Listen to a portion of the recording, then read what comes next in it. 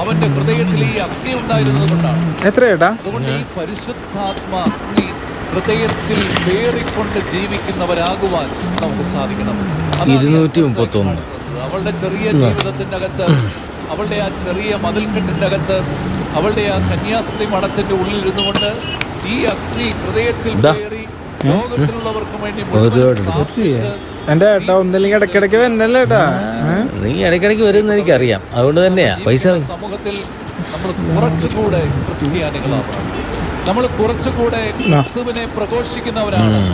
ഈശോ എന്റെ രക്ഷകനെന്ന് ഏത് ജനതയുടെ മുമ്പിൽ നിന്നും പ്രഖ്യാപിക്കാൻ കഴിവുള്ളവരാകണം.